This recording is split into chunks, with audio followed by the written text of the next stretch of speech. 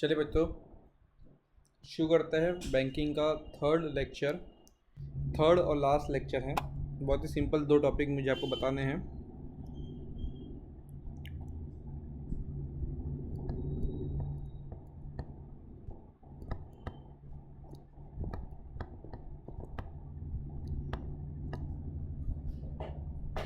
जिसका पहला टॉपिक जो है दैट इज़ इनकम रिकॉग्निशन। जिसका फर्स्ट पार्ट है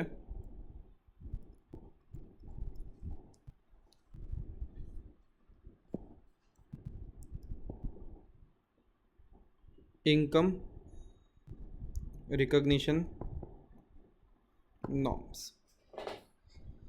अब हमको पता है बैंक जो होती है वो लोगों से एडवांस लेती है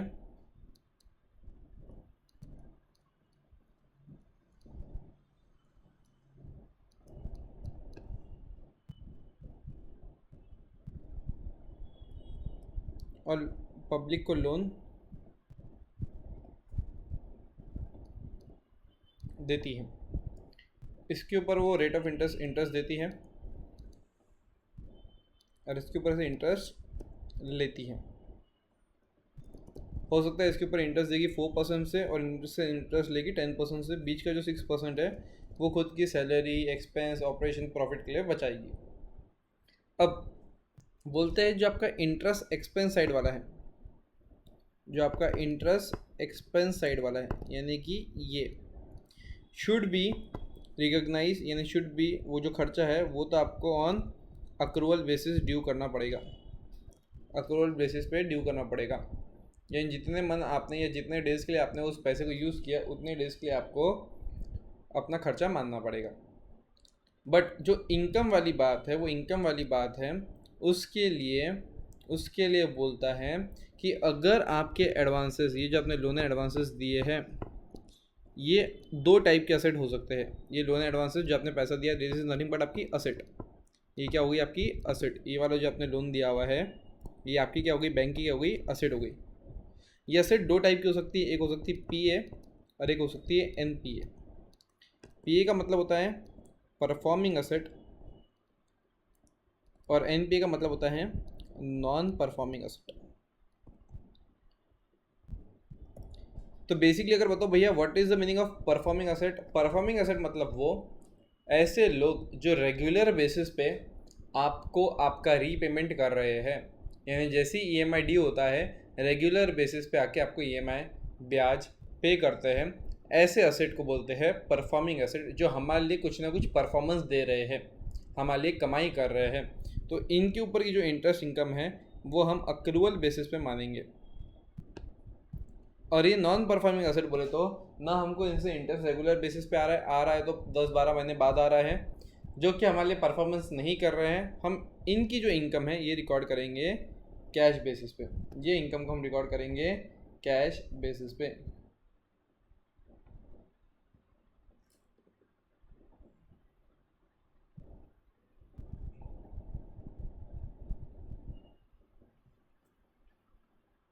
आगे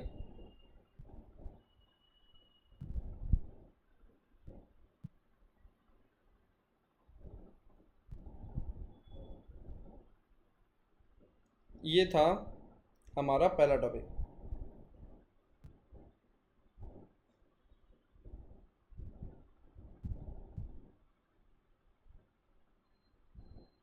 अब दूसरा टॉपिक जो है वो है आपका प्रोविजनिंग। यह है इनकम रिकॉग्निशन। अब जो दूसरा पार्ट हम देखने वाले दैट इज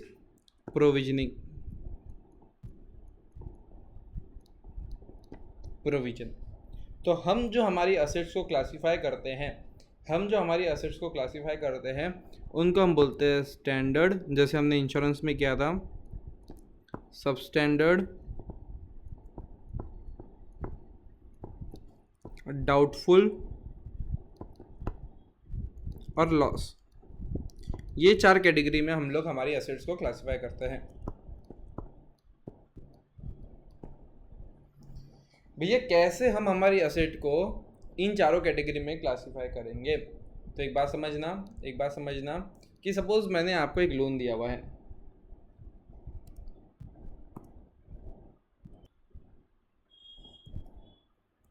तो जैसे अगर मैंने लोन लिया हुआ है 10 लाख का, जिसको अपने को रीपे करना है सपोज 10 इंस्टॉलमेंट में, 10 साल की 10 इंस्टॉलमेंट है।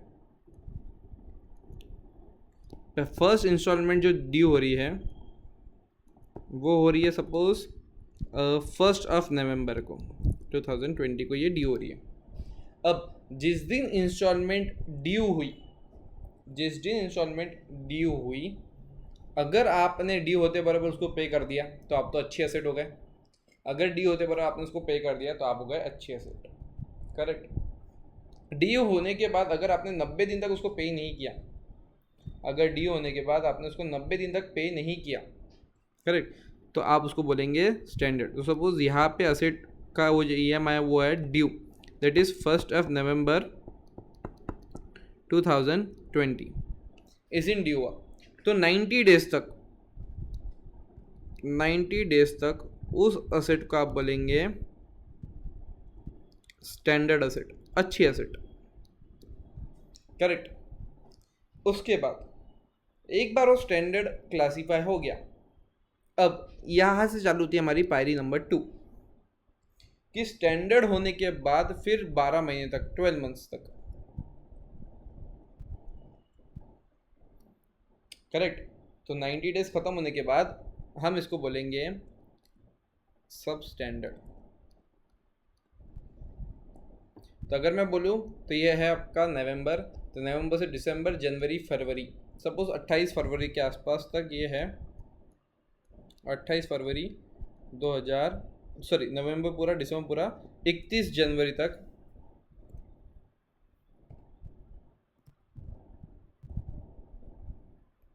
तीस दिन आते हैं इसके,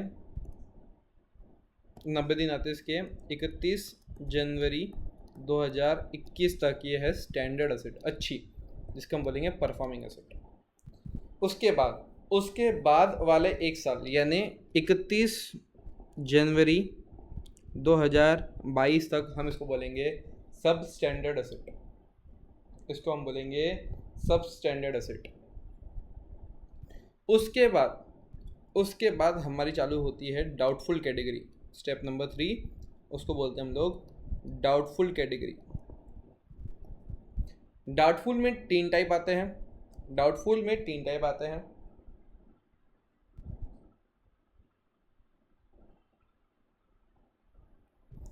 अगर यहाँ से ये जब वो सब स्टैंडर्ड ख़त्म हो गया, सब स्टैंडर्ड से अगर 1 ईयर तक है, 1 ईयर तक, इसको हम बोलेंगे doubtful for up to 1 year, doubtful up to 1 year. फिर दूसरा बोलेंगे 1 से 3 इयर्स, और तीसरा बोलेंगे 3+। और उसके बाद हम इसको बोल देंगे लॉस असेट। किसी भी असेट को हम लॉस असेट कब बोलेंगे? जब हमारा जो बैंक का ऑडिटर है वो बोलता है कि भाई ये डाउटफुल 3 ईयर से ज़्यादा हो गया और अब इससे रिकवरी पॉसिबल नहीं है कोई भी पैसा, आप इसको क्या बोल दोगे? डाउटफुल। तो हमने हमारी असेट को क्लासीफाई कैसे किया? हमने हमारी असेट को क्लासीफाई किया सबसे पहले एज स्टैंडर्ड, दूसरा सब स्टैंडर्ड,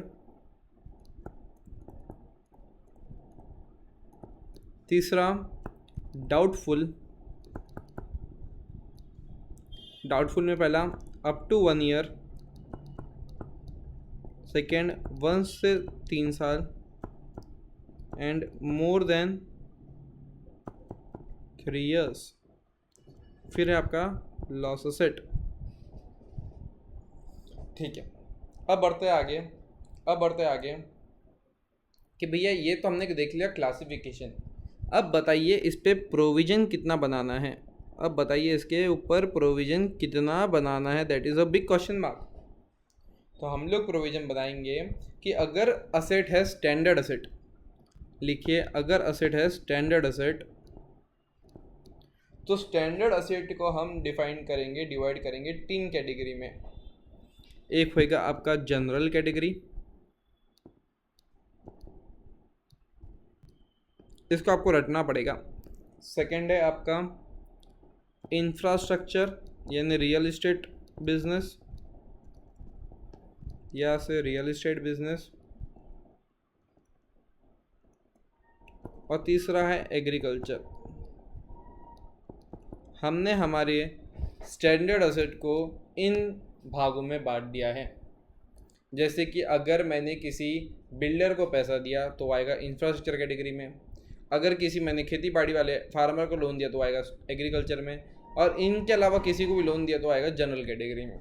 जो जनरल कैटेगरी में रेट ऑफ इंटरेस्ट होता है वो रहता है 0.4%, रियल एस्टेट में रहता है वो 1%, और एग्रीकल्चर में रहता है आपका प्रोविजन 2.5%, सॉरी 0.25%। ये हो गया आपका स्टैंडर्ड कैटेगरी। सेकेंड आता है सब स्टैंडर्ड कैटेगरी। तो सब स्टैंडर्ड कैटेगरी बोले तो इसके अंदर 3, that is 0 to 12 months, correct. इसमें आता है सिक्योर्ड, अनसिक्योर्ड एंड अनसिक्योर्ड। अगर हमारा वो असेट सब स्टैंडर्ड कैटेगरी में चले गया बट हमारे पास कोई सिक्योरिटी है तो हम उसकी ग्रुपिंग करेंगे 15% से, हम उसकी ग्रुपिंग करेंगे 15% से। अगर वो अनसिक्योर्ड है और अगर वो इंफ्रास्ट्रक्चर कैटेगरी में है, या रियल इस्टेट का कैटेगरी है तो उसके ऊपर हम लोग प्रोविज़न बनाएंगे 20%, और जनरल कैटेगरी हम लोग प्रोविज़न बनाएंगे 25%।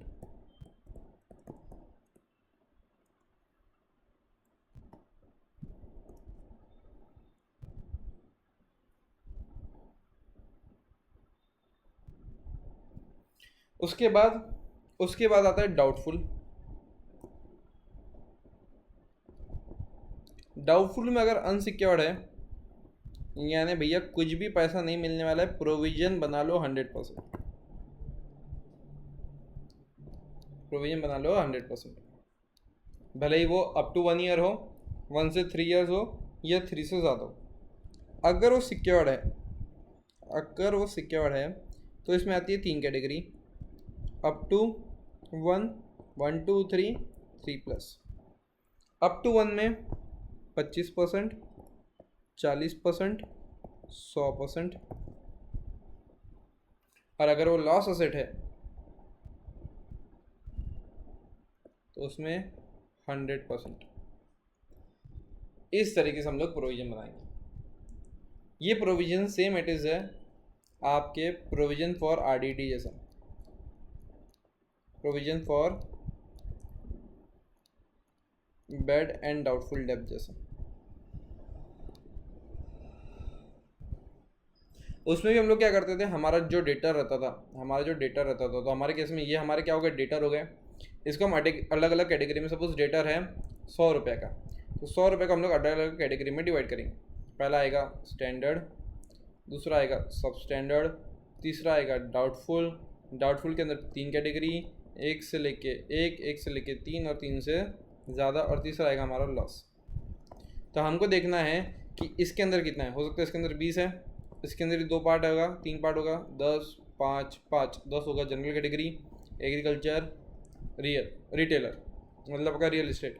सब स्टैंडर्ड में सिक्योर्ड है अनसिक्योर्ड है वो लिखा हुआ होगा, डाउटफुल में लिखा होगा ये इतना अनसिक्योर्ड है, इतना सिक्योर्ड है, अप टू 3 ईयर्स। उसके ऊपर जो भी रेट ऑफ इंटरेस्ट दिया हुआ है, जो भी परसेंटेज का प्रोविज़न दिया हुआ है, ये प्रोविज़न हमको बनाना है। सिंपल सा ये आपका एक टॉपिक था, जो छोटा सा टॉपिक बचा हुआ था। और अगर आप देखेंगे तो ये जो क्लासिफिकेशन है आपका, क्लासिफिकेशन है, जो ये पीरियड है, ये सेम पीरियड आपका इंश्योरेंस बिजनेस में भी था, ये सेम आपका इंश्योरेंस कंपनी में भी था, बट ये जो परसेंटेज अलग अलग है। तो यही हमारा तीसरा टॉपिक था, तीसरा लेक्चर जो हमको पढ़ना था।